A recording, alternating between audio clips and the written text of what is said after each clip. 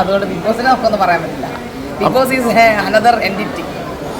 PR ഉള്ള ആർക്കും big boss വിജയിക്കാം എന്ന രീതിയിലോട്ട് എത്തിക്കഴിഞ്ഞു അല്ലേ? കണ്ടിട്ട് PR ഇല്ലെങ്കിൽ ബിഗ് ബോസ് അങ്ങനെ ഒരു എന്താ പറയുക ഡിസിഷൻ, ഒരു അഡ്വഞ്ചറസ് ആയിട്ട് ഡയറക്റ്റ് ഡിസിഷൻ എടുക്കണം. കാരണം PR ഇല്ലാത്തവര് വന്ന് മത്സരിക്കട്ടെ, എന്നിട്ട് എങ്ങനെ ജയിക്കുമെന്ന് അറിയാലോ. അപ്പൊ ജനങ്ങളുടെ ഹൃദയത്തിൽ കയറി അങ്ങനെ ഒരാൾ വരുമോ? അങ്ങനെ തീരുമാനിക്കേണ്ടത് ചാനലും ബിഗ് ബോസും. ചെയ്യാൻ പറ്റില്ലെന്നാ പറയുന്നത്. സീസൺ 7 PR ഇല്ലാത്തവരില്ലെന്നാണോ പറഞ്ഞത്? ഞാനില്ലല്ലോ, എനിക്ക് PR ആണല്ലോ, ഞാൻ ജയിച്ചു. എന്നെ നേരത്തെ പറഞ്ഞിട്ടില്ലേ? പക്ഷെ PR ഉണ്ടായിരുന്നു സൈറ്റേക്ക്, പക്ഷെ സൈറ്റേ പോയല്ലോ. സൈറ്റേക്ക് ചെയ്ത ആൾ തന്നെയാണ് അനുമോൾക്ക് ചെയ്തതെന്ന് സൈറ്റ് തന്നെ പറഞ്ഞിട്ടുണ്ടായിരുന്നു ഒരു ഫൈറ്റിനിടയിൽ. അല്ല ഇത് PR ഉള്ളതാണ്. ക്ഷേത്ര കാര്യങ്ങൾ ക്ഷേത്ര ചോദിക്കാം. മാക്സിമം നിങ്ങൾ ഒറ്റ കാര്യം എനിക്ക് മീഡിയയോട് പറയാനുള്ളൂ, ജനങ്ങളോട് പറയാനുള്ളത്, ഇതൊരു ഗെയിമായിരുന്നു.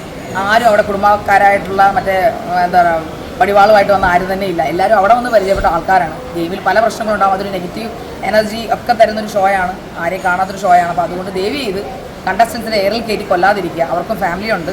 ദയവ് ചെയ്ത് നിങ്ങൾ അങ്ങനെ ചെയ്യുന്നതുകൊണ്ടാണ്, നിങ്ങളെ എന്നല്ല ഉദ്ദേശിച്ച് ജനറലി അങ്ങനെ ചെയ്യുന്നതുകൊണ്ടാണ് അവർക്ക് ജീവിക്കേണ്ട പുറത്തിറങ്ങിയിട്ട്. ബിഗ് ബോസ് അവരുടെ എൻഡ് ഓഫ് ദ ലൈഫ് അല്ലല്ലോ. സോ അതൊക്കെ ഗെയിം കാണുന്ന കരുതി നിങ്ങളും അവരെ ഒന്ന് സഹകരിപ്പിക്കുക. ഇപ്പോൾ സരിക പി ജി ഒക്കെ വളരെ വിഷമത്തിലാണ്. ഒരു പുറത്തേക്ക് ഇറങ്ങാൻ